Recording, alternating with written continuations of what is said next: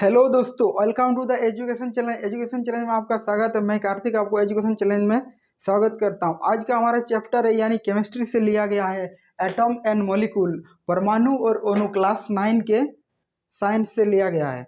आज मैं आप लोग के साथ कहना क्या चाह रहा हूँ और मेरी भावना क्या है, आप लोग मेरे साथ चलेंगे और बताऊंगा मैं आपको एटॉम और मॉलिक्यूल्स के बारे में। एटॉम क्या होता है, मॉलिक्यूल्स क्या होता है, और आप देख पाएंगे कि एक्चुअली सबसे छोटी से छोटी मतलब कोई भी पदार्थों का सबसे छोटी से छोटी भाग को ही हम लोग एटॉम बोलते हैं। तो सबसे पहले हमारा जो महर्षि कणाद भारतीय दार्शनिक थे, उसने सबसे पहले महर्षि कणाद ने एटम के बारे में बताया था। क्या बताया था? बोले कोई भी पदार्थ अगर आप छोटे से छोटे टुकड़े करते जाओगे, छोटे से छोटे टुकड़े करते जाओगे, तो पुनः उसको फिर से टुकड़ों नहीं कर सकते हैं। मान लीजिए कि एक वस्तु है, कोई एक पदार्थ है, इसको अगर हम छोटे से छोटे टुकड़े कर रहे हैं, मतलब छोटे से टुकड़े, जैसे इसको हम टुकड़े करते गए, तो इस प्रकार एक समय पुनः आएगा, उसको हम फिर से टुकड़ा नहीं कर सकते हैं। तो उसी को नाम दिया उसने परमाणु। महर्षि कणाद ने सबसे पहले भारतीय दार्शनिक हिसाब से बताया था। उसने ये नहीं बताया कि साइंटिफिक हिसाब से नहीं बताया, उसने प्रूव भी नहीं किया कि किसी भी पदार्थ की सबसे छोटी से छोटी जो आपका भाग है, छोटी से छोटी इकाई होगा, वो आपका एटम कहलाएगा। उसने इस प्रकार का परमाणु नाम बोला। सिर्फ वो ये बताया कि उसने प्रूव नहीं करके नहीं बताया, साइंटिफिक हिसाब से बताया कि परमाणु क्या होता है। परमाणु वो ऐसे पदार्थ जिसको हम छोटे से छोटे टुकड़ों में डिवाइड करेंगे, लेकिन पुनः फिर से अगर उसको हम और टुकड़ा नहीं कर सकते, जैसे इतना छोटा आ जाएगा, इसको हम फिर से टुकड़ा नहीं कर सकते, उसने इसको परमाणु नाम दिया। फिर हमारा ग्रीक दार्शनिक आया, मिस्टर डेमोक्रिटस एंड लुसिफस। ग्रीक दार्शनिक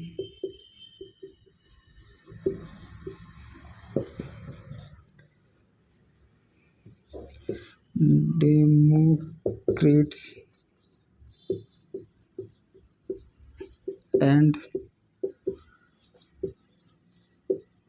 लुसिफस, ये दो साइंटिस्ट आया, डेमोक्रिट्स एंड लुसिफस। एक ग्रीक दार्शनिक थे। इन्होंने ये भी वही बताया जिसने आपका मिस्टर कनाद ने जो बताया था, वो डेमोक्रिट्स और लुसिफस ने भी बताया, लेकिन इसने कुछ अलग बताया। बोला कि अगर कोई भी पदार्थ होगा, उसको हम फिर से हम छोटे से छोटे विभाजित कर सकते हैं, विभाजित करके फिर उसको जो छोटा छोटा टुकड़ा हो जाएगा, उसको फिर हम डिवाइड नहीं कर सकते। लेकिन इसने इस प्रकार का डिफिनेशन दिया, किस प्रकार का डिफिनेशन दिया कि उसको हम फिर से डिवाइड तो नहीं कर सकते, लेकिन उसने इसको एटम नाम दिया। उसने एटम दिया, एटोमस। एटोमस उसने क्या, डेमोक्रिट्स एंड लुसिफस ने क्या बताया कि उसको एटम एंड एटोमस नाम दिया। बोले अगर कोई भी पदार्थ हम छोटे से छोटे टुकड़े करते जाएंगे, विभाजित करते जाएंगे, तो हम उसको पुनः से डिवाइड नहीं कर सकते, ये इंडिविजुअल मान अविभाज्य रहेगा। तो उसने इस एटम एटम नाम दिया और एटोमस नाम दिया। ये सिर्फ दार्शनिक था, ये भी दार्शनिक, ग्रीक दार्शनिक, मतलब कोई ऐसा साइंटिस्ट नहीं था उस समय की जे अब वो प्रूव करके बताएगा जी एटम क्या होता है।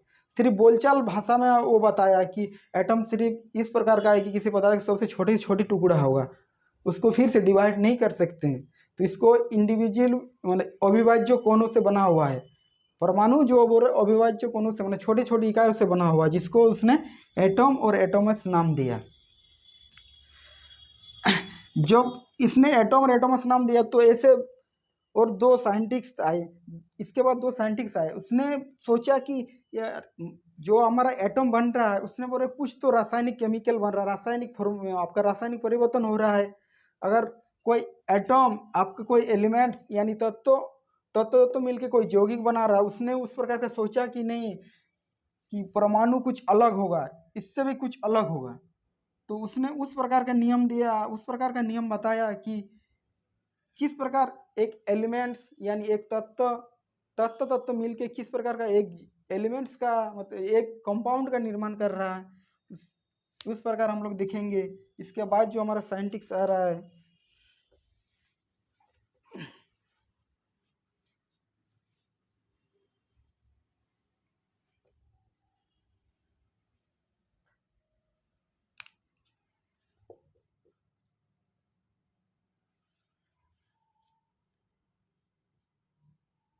जोसेफ प्राउस्ट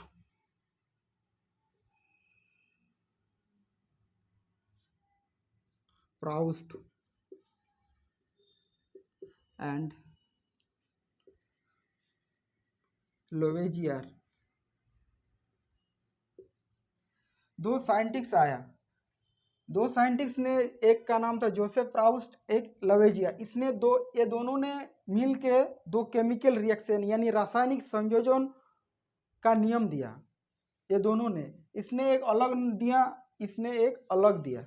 मैंने दोनों ने अलग अलग दो ठो नियम प्रतिपादित किया। क्यों किया कि बोला अगर एलिमेंट्स मिल के अगर कोई, मान लीजिए कोई ये आपका कार्बन था, ये एक एलिमेंट है, ये ऑक्सीजन है O2 मिलके आपका CO2 बनाया। यानी बोल रहा है कि अगर एलिमेंट मिल के अगर कोई कंपाउंड बना रहा है तो कोई तो रोल फॉलो हो रहा है, मतलब कुछ तो नियम फॉलो हो रहा है। तो इस दोनों ने दो नियम प्रतिपादित किया। तो इस नियम को क्या कहते हैं? रासायनिक संयोजन के दो नियम। रासायनिक संयोजन के दो नियम दिए दोनों साइंटिस्ट ने। तो सबसे पहले लवेजियर ने दिया एक, सबसे पहले द्रव्यमान संरक्षण का नियम, एंड दूसरा दिया स्थिर अनुपात का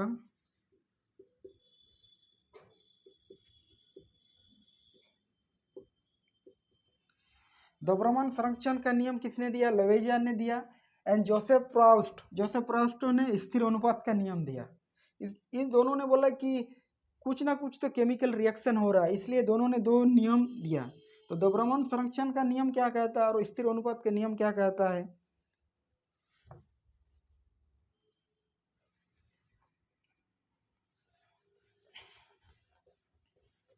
द्रव्यमान संरक्षण का नियम द्रव्यमान संरक्षण का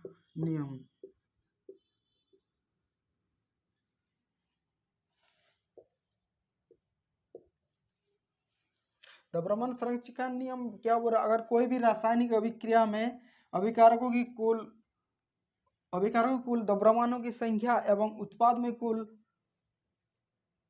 द्रव्यमानों की संख्या बोल रहा है कोई अंतर नहीं होता। अगर कोई रिएक्शन में कोई कोई अभिकारक भाग ले रहा है और कोई प्रोडक्ट बन रहा है, तो उसमें जो आपका प्रोडक्ट जो बनेगा उसमें बोल रहा है कोई सृजन नहीं होगा, यानी जितना आपका उसका मास था उतना ही रहेगा, ये नहीं कि उसमें कम बेसी होगा। उस प्रकार का नियम दिया।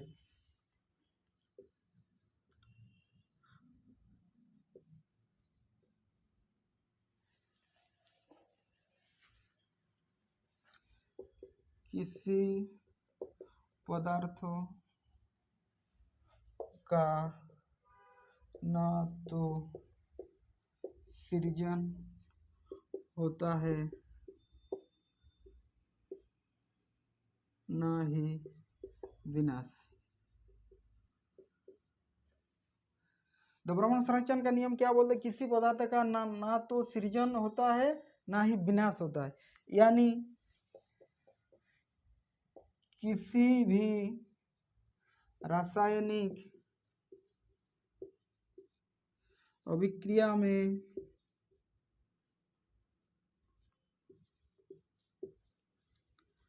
अभिकारों की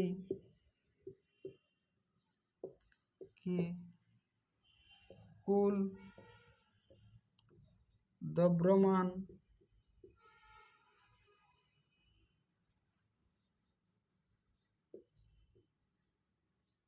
तथा उत्पाद में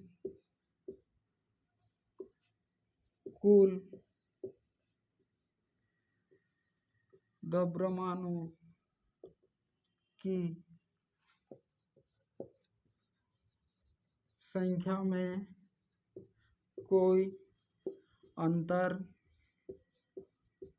नहीं रहता। यानी इसका कहने का यह तात्पर्य है कि किसी भी रासायनिक अभिक्रिया में अभिकारकों की कुल द्रव्यमान तथा उत्पाद में कुल द्रव्यमानों की संख्या में कोई अंतर नहीं होता। तो यही नियम ए वाला द्रव्यमान संरक्षण का नियम, किसी पदार्थ का न तो सृजन किया जाता है न ही विनाश। आप एग्जाम में आएगा तो आप द्रव्यमान का संरक्षण नियम क्या लिख सकते हैं, किसी पदार्थ का न तो सृजन किया जाता ना ही उसका विनाश होती, ये लिख सकते हैं। इसमें ये भी लिख सकते हैं कि किसी भी रासायनिक अभिक्रिया में अभिकारकों की कुल द्रव्यमान तथा उत्पाद में कुल द्रव्यमान की संख्या में कोई अंतर नहीं है होता, अंतर नहीं रहता। इसका मतलब कि आप सोच लीजिए कोई मार्केट गया, मार्केट से आप 10 किलो पोटैटो लाए, इसको 5 जगह डिवाइड करना है। मान लीजिए कि 2 kilo 2 kilo 2 kilo 2 kilo 2 kilo 2 यानी 10 केजी 10 केजी लाए, 5 जगह डिवाइड करना है। यहाँ पे 10 किलो था, आप इसको डिवाइड कर रहे हैं 10 जगह, तो आपका 2 कितनी 2 यानी 5 जगह डिवाइड कर रहे हैं 2 किलो। तो क्या यहाँ है आपका ये जो है ये 11 किलो हो जाएगा या 12 किलो हो जाएगा या 13 किलो हो जाएगा, थोड़ी बढ़ रहा है, यहाँ तो बढ़ नहीं रहा है, जितना था उतना ही रहेगा। यानी उसका बोलने का ये कि किसी पदार्थ का ना तो सृजन होता न ही उसका विनाश होता। यानी जैसे आप मान लीजिए कि ये कोई एक रिएक्शन हुआ, हाइड्रोजन प्लस ऑक्सीजन H2O यानी पानी का निर्माण किया। एक minute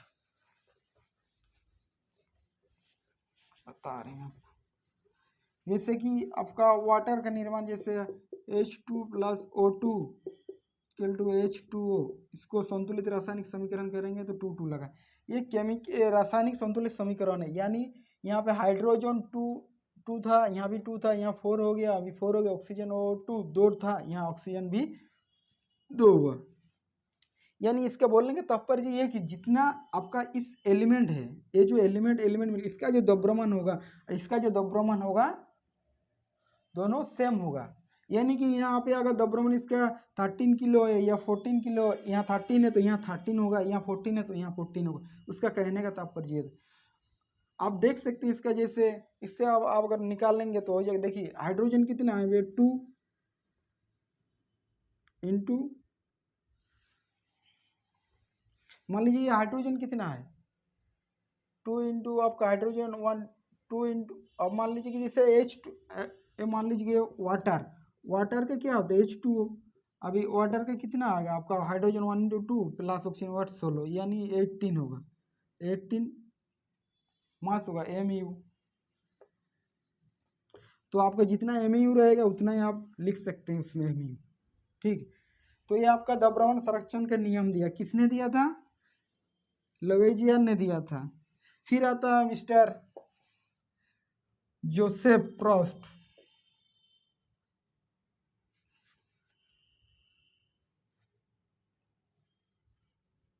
Joseph JOSEF Joseph Proust PROUST Proust. इसने क्या बोले, स्थिर अनुपात का नियम दिया, स्थिर अनुपात के नियम,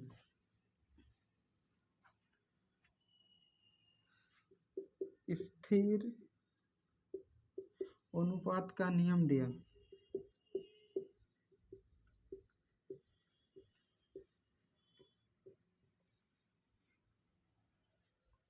इसने क्या बोला कि स्थिर अनुपात का नियम किसी भी यौगिक में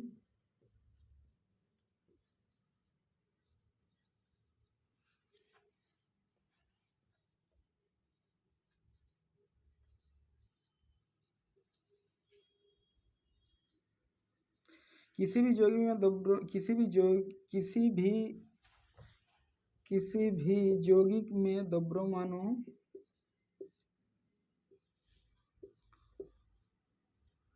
सदैव एक निश्चित अनुपात में विद्यमान रहता है। किसी भी यौगिक में द्रव्यमानों, किसी भी यौगिक का जो द्रव्यमान वह सदैव एक निश्चित अनुपात में रहता है। यानी मान लीजिए कि ये आपका वाटर का फॉर्मूला पानी का फॉर्मूला H2O होता है।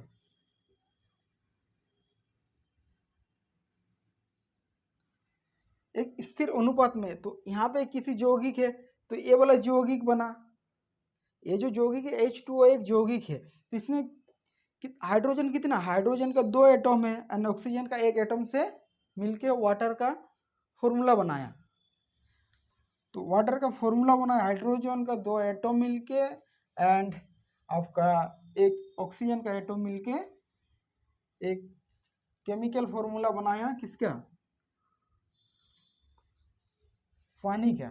तो उसने क्या बोला, स्थिर अनुपात का नियम बोला, ये जो हाइड्रोजन है H2NO, हाइड्रोजन का आप देख लीजिए, हाइड्रोजन का एटॉमिक मास जो इसका द्रव्यमान होगा 1 × 2, यानी हाइड्रोजन का परमाणु द्रव्यमान 1 होता है एंड इसके साथ में 2, और हाइड्रोजन का H2 मतलब हाइड्रोजन 2 है, ये नहीं कि H2 मतलब अलग है, हाइड्रोजन 2 है यहाँ पे, तो हाइड्रोजन 2 है, तो इसमें इसका परमाणु द्रव्यमान 1 एंड हाइड्रोजन का 2, इसको गुना किया एंड ऑक्सीजन वोट 16 होता है, इसका परमाणु 16 होता है, इसका परमाणु द्रव्यमान। ये हम बाद में आपको चैप्टर में सिखाऊंगा परमाणु द्रव्यमान कैसे निकालते हैं। तो इसका 2:16 यानी 2:18:16 यानी 1:8।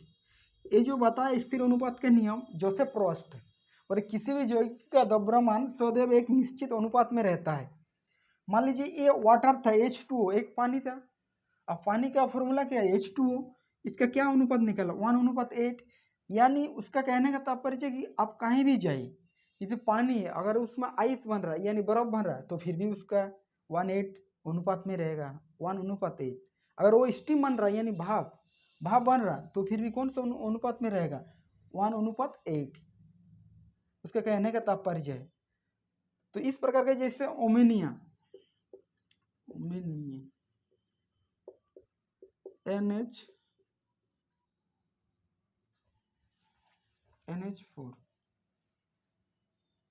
अच्छा NH3, यानी नाइट्रोजन का कितना है 17, नाइट्रोजन कितना 14:3। इसका जो ओमेनिया है नाइट्रोजन कितना है, एक नाइट्रोजन, इसका कितना हाइड्रोजन है 3 हाइड्रोजन, तो नाइट्रोजन का एटॉमिक मास यानी परमाणु द्रव्यमान क्या होता है 14 होता है, और हाइड्रोजन का 1 होता है, 1 × 3 हाइड्रोजन है यानी NH3, तो H आपका 3 है तो इसलिए इसको 3 लिखा यानी 14:3। तो ओमेनिया किसी भी स्टेट में रहे, कोई भी स्टेट में रहे, इसका 14:3 में रहेगा, इसका कहने का तात्पर्य। तो स्थिर अनुपात का नियम कौन दिया, जोसेफ प्रोस्ट ने दिया, और द्रव्यमान संरक्षण का नियम कौन दिया, लवेजियर ने दिया। तो हम लोग 2 नियम सीख लिए, कौन कौन सा, द्रव्यमान संरक्षण का नियम एंड स्थिर अनुपात का नियम। स्थिर अनुपात का नियम जोसेफ प्रोस्ट ने दिया, जोसेफ प्रोस्ट।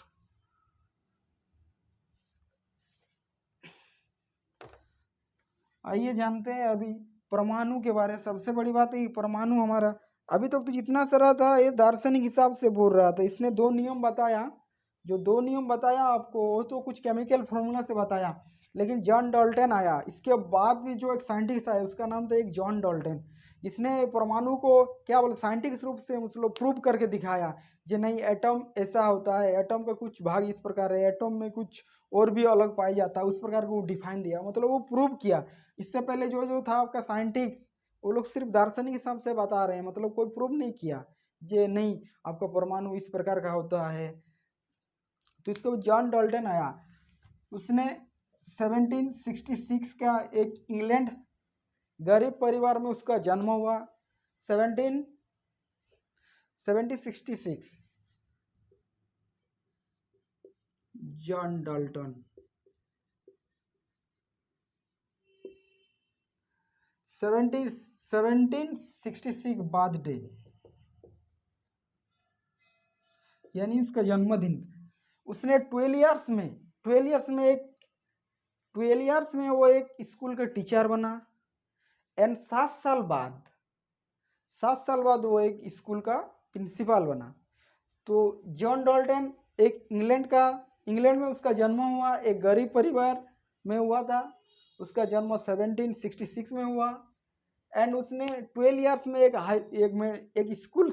स्कूल का टीचर बना, फिर 7 ईयर्स बाद एक प्रिंसिपल बना एक स्कूल का। उसके बाद उसने एक लॉ दिया, परमाणु संरक्षण का नियम। यह परमाणु संरक्षण का नियम दिया जॉन डाल्टन ने 1808 में जॉन डाल्टन ने परमाणु संरक्षण का नियम दिया। उसने परमाणु को इस प्रकार डिफाइन किया जिस प्रकार का आपको मिस्टर कनात भी बताया था, उसी प्रकार इसने भी बताया, लेकिन ये प्रूव करके दिखाया जो परमाणु क्या होता है, यानी एटम। ये क्या बोला, ये सूक्ष्मतम कौन है?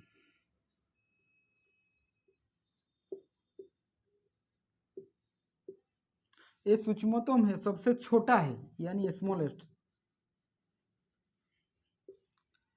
और क्या बताया? इंडिविजुअल, INDIVISIBLE, अविभाज्य। डाल्टन ने 1808 में अपना एक संरक्षण का नियम दिया। द ब्रह्मन आपका जो है जॉन डाल्टन 1808 में एक नियम दिया। क्या नियम दिया? द ब्रह्मन संरक्षण, जॉन डाल्टन का नियम। उसने क्या बोला, एटम को किस प्रकार डिफाइन किया कि बोला एटम किसी पदार्थ है वो सूक्ष्मतम कौन है, मतलब स्मॉलेस्ट भाग है जो कि अविभाज्य कोणों से बना हुआ, मतलब उसको और डिवाइड नहीं कर सकते हैं, इस प्रकार का वो परिभाषित किया।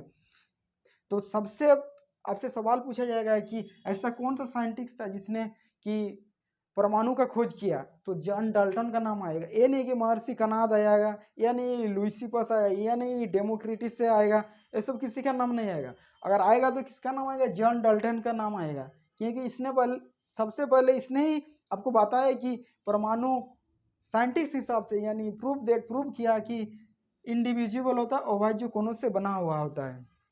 इसने बहुत सारा नियम बताया था। एक मिनट बाद बहुत सारा नियम दिया इसने। ये बोला अगर कोई मान लीजिए कोई एटम है, ये कोई एक आयरन का एटम है, ये कोई पदार्थ है, पदार्थ यानी आयरन है, यानी लोहा। तो लोहा किससे बना होता? तो डिफाइन किस प्रकार किया पदार्थ आपका एटम का? तो कोई भी पदार्थ बना होता छोटा छोटा सूक्ष्म तो कोनों से बना हुआ, उसको डिवाइड नहीं कर सकते। तो इसमें बहुत सारा लोहा का एटम से एक आयरन का रोड बना हुआ है, छोटा छोटा। मान लीजिए ये बहुत छोटा छोटा छोटा छोटा इस प्रकार का आयरन का रोड बना हुआ, बहुत सारा छोटा छोटा एटम्स। तो उसने इस प्रकार का किया कि ये जो आयरन का रॉड है ये बहुत सारा छोटे छोटे एटम से बना हुआ है। तो इसको हम अगर बाहर निकालते हैं तो इस प्रकार आपका शो करेगा, छोटे छोटे एटम को सब इस प्रकार शो करेगा। तो आयरन का रॉड किससे बना हुआ? आयरन का रॉड आयरन का एटम से बना हुआ है। एंड अगर हम आयरन का एटम से बना हुआ तो छोटा छोटा कोनों से बना हुआ। तो इस प्रकार को डिफाइन किया कि ये जो होगा परमाणु, जो इसका जो एटम का आकार होगा, इसका जो आकार होगा, इसका जो आकार होगा ये सेम होगा।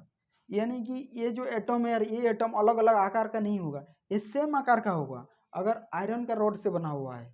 इस प्रकार की ये डिफाइन किया एक मतलब पदार्थ के एटम को। इसका जो आकार होगा वो सेम आकार का होगा, इसका भी छोटा छोटा जो भी एटम बना हुआ, ये नहीं कि ये छोटा होगा ये बड़ा होगा। इस प्रकार का आकार इसने क्या होगा सेम बनाया। ये बोल रहे कि द्रव्यमान, अगर इसका कुछ द्रव्यमान होगा तो इसका जो सेम द्रव्यमान होगा इसका दूसरा एटम का भी सेम द्रव्यमान होगा, ये नहीं कि इसका कम होगा इसका ज़्यादा होगा, सेम होगा इसका। यानी इसका जो गुणधर्म होगा, इसका जो गुणधर्म, इसका जो प्रॉपर्टी होगा ये सेम प्रॉपर्टी का होगा। तो उसने क्या बोला, आकार सेम रहेगा, शेप भी समान रहेगा, साइज भी, इसका जो साइज रहेगा आकार वो भी सेम रहेगा, और इसका जो द्रव्यमान होगा ये भी सेम रहेगा। ये आपका पहला पॉइंट। दूसरा पॉइंट क्या बोला, ये कोई आयरन का रोड था, यहाँ पे आप ले लीजिए कि एल्युमिनियम का रोड, ये एल्युमिनियम है Al, तो एल्युमिनियम का एटम से बना हुआ है कोई भी आपका पदार्थ, ये एल्युमिनियम का एटम है, मतलब एल्युमिनियम के एटम से बना हुआ है ये आपका वायर, ये एल्युमिनियम क्या वायर है, वायर किससे बना है, एल्युमिनियम। तो एल्युमिनियम का जो वायर है तो एल्युमिनियम का एटम से बना हुआ, वो भी कितना छोटा छोटा एटम से बना हुआ है। तो मान लीजिए ये छोटा छोटा एटम इस प्रकार हम लिख सकते हैं। इसने इस प्रकार का डिफाइन किया कि इस प्रकार डिफाइन जो इसका लोहा का जो आपका shape, size, property and mass, जो द्रव्यमान बताया कि इसका सब क्या बताया, ये बोल रहे इसका जो होगा सेम होगा। लेकिन इस एरिया में जो अगर बोल रहा कि अगर लोहा का है तो इसका सेम है, यानी लोहा और एल्युमिनियम में कोई बोल रहा है कि ये नहीं है कि इसका दोनों का सेम रहेगा। अगर अगर अलग एलिमेंट से अलग तत्व है तो अलग होगा इसका आकार, आकार भी डिफरेंस होगा।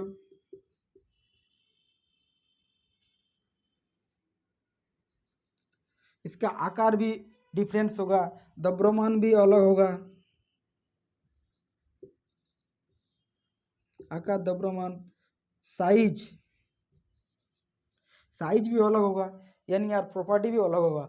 अगर आपका पदार्थ जो है अलग अलग है तो उसका भी आकार भी अलग होगा, आपका साइज भी अलग होगा एंड द्रव्यमान भी अलग होगा। ये नहीं कि लोहा का जो एटम का सेम है एटम ऐसा होगा, ऐसा नहीं बताया। कौन, डाल्टन है। डाल्टन ने इस प्रकार डिफाइन किया कि आकार, साइज एंड द्रव्यमान अलग अलग होगा।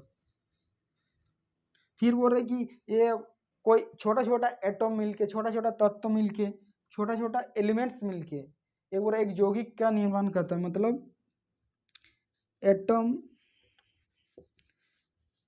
एटम एटम मिलके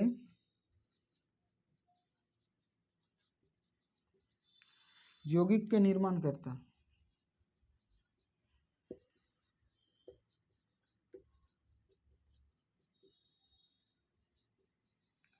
जैसे कि एटम एटम मिलके एक यौगिक का निर्माण करता, एटम एटम मिल के यौगिक का निर्माण करता, यानी मान लीजिए कि ये कोई कार्बन है, ये कोई एलिमेंट्स है, तो एटम ही तो है, एलिमेंट्स है तो मतलब एटम है। तो एटम एटम मिलके क्या बनता है, एटम, जैसे कार्बन हुआ, ऑक्सीजन O2, तो एक यौगिक का निर्माण किया CO2, यानी बोल रहा है कि एटम एटम मिलके एक यौगिक का निर्माण करता है। इस प्रकार के ये डिफाइन दिया कौन, डाल्टन ने। क्या बोला, अगर एल्युमिनियम का वायर रहेगा तो उसका जो होगा आपका एल्युमिनियम का एटम से बना रहेगा, इसका जो छोटा छोटा एटम होगा उसका आकार, उसका द्रव्यमान, उसका गुणधर्म, उसका साइज, उसका प्रॉपर्टी जो रहेगा वो इसका जितना साइज रहेगा उसका भी इतना ही साइज रहेगा, इसका जितना द्रव्यमान रहेगा उसका इतना ही द्रव्यमान होगा, इसका जितना आकार रहेगा उतना ही आकार होगा। ये नहीं कि उसमें अलग अलग आकार का आएगा। लेकिन हाँ, सबसे बड़ी बात क्या है कि अगर वायर अलग अलग है, यानी पदार्थ अलग अलग है, तो अलग अलग होगा, यानी इसका जो आकार, इसका साइज, यानी इसका जो आपका प्रॉपर्टी है वो गुणधर्म, ये अलग अलग होगा। ये किसने बताया, जॉन डाल्टन ने। तो सबसे पहले ऐसा कौन सा साइंटिस्ट था जिसने आपका प्रूफ डेट किया कि एटम एक छोटी सी मतलब कौन है जो आपका अविभाज्य कोणों से बना हुआ, जिसको और हम डिवाइड नहीं कर सकते। तो किसका नाम था, जॉन डाल्टन। तो जॉन डाल्टन एक साइंटिस्ट था जिसने 1808 में अपना एक नियम दिया। तो फिर आप देख सकते हैं कि परमाणु को किस प्रकार आप परिभाषित कर सकते हैं। आप देख चुके होंगे कि बहुत सारा बिल्डिंग, ये मान लीजिए कोई एक बिल्डिंग है, एक बिल्डिंग है, ये आपका सोच लीजिए कि एक बिल्डिंग है। बिल्डिंग किससे बना हुआ है, छोटी छोटी छोटी छोटी छोटी छोटी ब्रिक्स से बना हुआ है। ये सोच लीजिए कि एक ब्रिक्स है,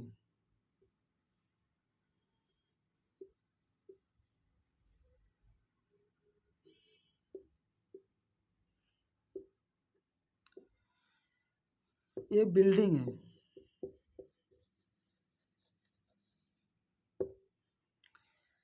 बिल्डिंग है, एक बिल्डिंग है सोच लीजिए। तो बिल्डिंग किससे बना होता है, एक ब्रिक से बना होता है, एक एक ब्रिक से बना हुआ, यानी एक ईंटों से बना हुआ है, एक एक ईंट जॉइंट करके इसको एक बिल्डिंग बना दिया।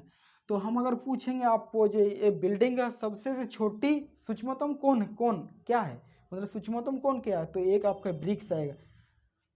ये मतलब नहीं कि आप एक ये ब्रिक्स ले लिया इसका भी तो छोटा कौन होगा। सवाल हम इससे नहीं पूछ रहे, सवाल इससे पूछ रहे हैं कि इस जो आपको देख रहे हैं इस बिल्डिंग का सबसे छोटी से छोटी का क्या होगा, तो एक ब्रिक। तो एक ब्रिक्स जो है आपका एक ईंट है, इसी को एटम कहते हैं। समझ गया बात।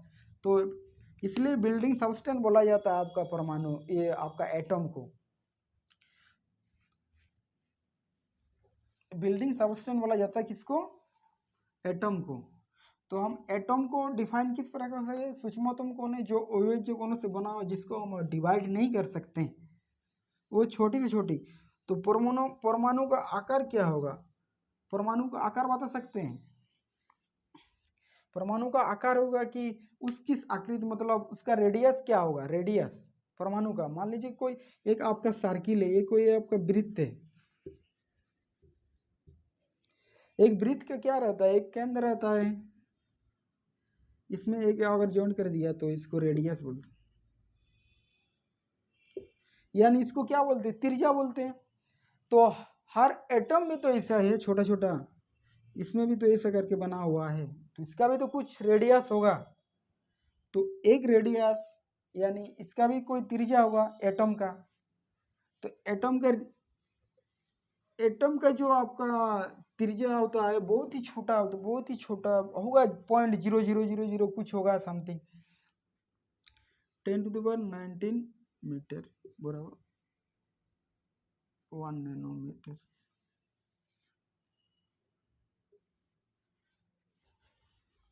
तो सबसे छोटी छोटी आपका एटम होती है। तो परमाणु, तो इससे पहले हम लोग फिर इसको हम जानेंगे जो जॉन डाल्टन भी फेल हो जाता है, जॉन डाल्टन भी फेल हो जाता है। इसने सिर्फ बताया क्या कि एक एटम जो है उसमें सिर्फ छोटे से छोटे कोनों से बना हुआ है और इसको हम डिवाइड नहीं कर सकते, लेकिन ये भी जॉन डाल्टन भी गलत साबित हो जाता है। इसके बाद आता आपका बहुत सारा साइंटिस्ट आता है, उसने बहुत सारा डिफाइन करता है जो परमाणु में नहीं, आप गलत साबित कर दिए कि परमाणु में इससे भी छोटे छोटे कौन पाया जाता है, क्या क्या कौन पाया जाता है। ये मान लीजिए कि कोई एटम है, इसमें बहुत छोटे छोटे कौन पाया जाता है, इसके एक नाभिक होता है, नाभिक का खोज कोई करता, कोई साइंटिस्ट कर लेता है, फिर ये इसको नाभिक का नाम देता है। नाभिक में प्रोटॉन प्लस न्यूट्रॉन रहता है और बाहरी कक्षा में इलेक्ट्रॉन घूमता है। तो बाद में पता चला कि हाँ एटम जो है आपका, एटम जो है कि सबसे उससे भी छोटा छोटा कोनों से बना हुआ है, छोटा छोटा कोनों से एटम जो है वो इससे बीच वो छोटा छोटा कोन से है। बाद में पता चला प्रोटॉन का भी, न्यूट्रॉन का भी खोज हुआ एंड इलेक्ट्रॉन का खोज हुआ। लेकिन जॉन डाल्टन क्या बताया था, जॉन डाल्टन बताया था सिर्फ जो ये सूक्ष्मतम कोनों से बना हुआ है, सूक्ष्मतम कोनों से बना हुआ। बाद में बहुत सारे साइंटिस्ट ने इसको एटम को दूसरा डिफाइन किया, नहीं बोले कि इसमें प्रोटॉन भी होता है, न्यूट्रॉन भी होता है, इलेक्ट्रॉन भी होता है, इस प्रकार का डिफाइन किया। तो हमारा जॉन डाल्टन जो बताया था वो गलत साबित हो गया, लेकिन उसका डिफाइन तो वही रहा बाद में। आइए जानते हैं अणु के बारे में, मॉलिक्यूल यानी अणु क्या है। यानी हम जैसे कि ये कोई एक अणु है, H2O CO2, ये अणु है। क्या एटम मिलके अणु का निर्माण करता है, एटम मिलके, मॉलिक्यूल्स का डिफाइन क्या है, एटम मिलके एक अणु का निर्माण करता है। तो तत्व का अणु है आपका, फिर आपका आएगा यौगिक का अणु है, यौगिक का अणु, ये सब यौगिक का अणु है।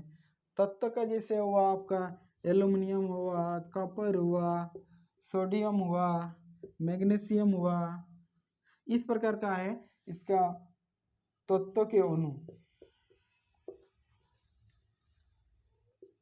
तो अणु किससे बनता है, एटम मिलके अणु बनाता है। फिर यौगिक के अणु, यौगिक के अणु आपका हुआ, यौगिक के अणु कैसे, नो H2O आपका यौगिक के अणु, कार्बन डाइऑक्साइड CO2 NH3, ये आपका यौगिक का अणु है। तो यौगिक भी किससे बना होता है, सेम टू सेम अणु का डिफाइन भी ये आपका यौगिक के अणु से, यौगिक से भी किया जाता है। यानी यौगिक का सिर्फ ये डिफरेंस है कि इसका स्ट्रक्चर होता है, यानी फॉर्मूला होता है, इसका अपना का खुद का स्ट्रक्चर है। जैसा है H2O वाटर का formula, CO2 carbon dioxide, NH3 ammonia, मतलब अपना अपना एक फॉर्मूला होता है इसका, बट इसका इससे फॉर्मूला नहीं होता। इसको जैसे अणु मिल के कोई बना दिया तो बन सकता है, अणु डिफाइन कर सकते हैं। लेकिन इसका जो है यौगिक का जो है अणु अपना एक स्ट्रक्चर होता है, अपना एक संरचना होगा, मतलब एक प्रकार का रासायनिक केमिकल आपका रिएक्शन होगा जो कि इसका रासायनिक सूत्रों से बंधा हुआ रहता है। इसको हम लोग यौगिक कहते हैं। फिर हम लोग जानेंगे इसके बाद वाला आपका वीडियो जो आएगा आपका, उसके बारे में परमाणु के अंदर क्या रहता है, प्रोटॉन और न्यूट्रॉन, इलेक्ट्रॉन, हम लोग सब सीखेंगे कि प्रोटॉन क्या होता है, इलेक्ट्रॉन क्या होता है, और बाहरी कक्ष में क्यों घूम रहा है, क्या कारण था इसमें, क्या कारण था कि हाइड्रोजन, इसमें क्या कारण ऐसा है कि हाइड्रोजन और ऑक्सीजन मिलके कुछ बनाया, ऐसा बहुत सारा रीजन होगा। H2O क्यों बनाया, हाइड्रोजन H2 और भी किसी दूसरा नॉन मेटल या अधातु से भी रिएक्शन कर सकता है, यहाँ हाइड्रोजन के साथ क्यों रिएक्शन किया, क्या कारण था, इसके बारे में हम लोग जानेंगे। CO2 क्या था, CO2 इसके साथ ही क्यों किया, और भी बहुत सारा आपका इनर्ट गैस है, नियॉन है, जेनॉन है, रेडॉन है, उसके साथ क्यों नहीं किया, इसके बारे में हम लोग सीखेंगे। जैसे हाइड्रोजन का एटॉमिक मास कितना हुआ, आपका एटॉमिक मास आपका आएगा 2, ये मान लीजिए कि 2 1 × 2, ये आपका 1 है और 2 है, फिर इसका अनुपात आएगा 16, तो हमारा क्या अनुपात 1 अनुपात आपका 8 में आया। इसका कहने का तात्पर्य क्या है कि हाइड्रोजन का 2 एटम, हाइड्रोजन 2 है, यानी हाइड्रोजन मान लिया 2 है, ऑक्सीजन कितना है, ऑक्सीजन 1 है, तो ऑक्सीजन इस किस प्रकार का बॉन्ड से जोड़ा हुआ रहेगा। मान लीजिए कि एक कोई ऑक्सीजन है, ऑक्सीजन 8, ऑक्सीजन का आपका इलेक्ट्रॉनिक विन्यास क्या होता है, ऑक्सीजन का इलेक्ट्रॉनिक विन्यास आएगा 2,6, यानी ऑक्सीजन जो है इस प्रकार का हम लिख सकते हैं ऑक्सीजन को, ये आपका एटॉमिक नंबर है, ये एटॉमिक मास है, सिर्फ हम बता रहे हैं आपको, इसके बाद जो हम सीखेंगे ये आपका एटॉमिक मास, ये एटॉमिक नंबर है, ये एटॉमिक मास है। तो ऑक्सीजन का इलेक्ट्रॉनिक विन्यास क्या है 2,8 2,6 होगा, एंड हाइड्रोजन का क्या हो, हाइड्रोजन का एटॉमिक मास, हाइड्रोजन का एक ही होता है, इसका atomic mass, atomic number and atomic mass same रहता है, एक एक, इसका सिर्फ 8 है, atomic mass, atomic number and atomic mass 16 रहता है, 8 इंटू यानी इसका 2 गुना रहता है। तो इसका इलेक्ट्रॉनिक विन्यास क्या है 2,6, और इसका क्या होगा, हाइड्रोजन का 1 ही होगा इलेक्ट्रॉन विन्यास। इलेक्ट्रॉनिक विन्यास क्या होता है कि एक प्रकार का एटम होता है, एटम में किस प्रकार का हमको उसको सजा सकते हैं, मान लीजिए कोई एक ऑक्सीजन का एटम है, ये वो ऑक्सीजन का एटम है, ठीक है, ये ऑक्सीजन का एटम है, इसके अंदर प्रोटॉन प्लस न्यूट्रॉन रहता है और इलेक्ट्रॉन बाहरी कक्ष में। तो पहला कक्ष में हम क्या बैठा सकते हैं 2, एंड दूसरा कक्ष में 6 बैठा सकते हैं। तो बोरबोरी रोल क्या बताता है कि अगर आप इसमें 6 नहीं बैठा सकते, इसमें सिर्फ 8 ही बैठा सकते हैं, 6 बैठा सकते हैं, ऐसे कोई दिक्कत नहीं, मतलब 8, हर एटम अपना चाहता है कि स्टेबलाइज, मतलब अपना अवस्था में रहता है, मतलब क्या अपना अवस्थित बना के रखते हैं कि हम अष्टक पूरा करें, इसलिए इसको अष्टक नियम का भी कहते हैं। मतलब इसमें 8 आपका इलेक्ट्रॉन आना चाहिए, बाहरी कक्ष में 8 इलेक्ट्रॉन। तो इस प्रकार आपका 2,6 है, तो ये क्या करेगा 8 बनाना चाहता है, 6 है, यानी 6 किसी को आप डोनेट भी कर, शेयर भी कर सकते हैं, और किसी से 2 लेके भी आप अष्टक पूरा कर सकते हैं। 6 है, इसमें 6 है, तो आपका 2 लेने से 8 आएगा, और 6 आप दे देने से आपको 2 में अष्टक पूरा हो जाएगा। तो क्या 6 देना भी आसान है कि 2 लेना आसान है, तो 2 लेना आसान है, तो 2 लेना किससे लेगा, हाइड्रोजन से बॉन्ड बनाया है तो हाइड्रोजन से लेगा। आप यहाँ पे कितना हाइड्रोजन, इसका कितना, हाइड्रोजन का एक ही है, ये आपका हाइड्रोजन का है, प्रोटॉन प्लस न्यूट्रॉन है, ये एक ही है। आप कैसे बॉन्ड बनाएगा, ये एक है, इसके साथ तो 2 होना चाहिए, अगर 2 एलिमेंट है, 2 आपका इलेक्ट्रॉन है तो बन जाएगा, लेकिन अगर इसमें आपका एक रहेगा तो कैसे बनाएंगे, तो हाइड्रोजन 2 है, तो इसका मान लीजिए कोई एक है यहाँ, इसका भी एक है, तो ऑक्सीजन का कितना है आपका, बाहरी में 6 है, 1 2 3 4 5 6, समझिए।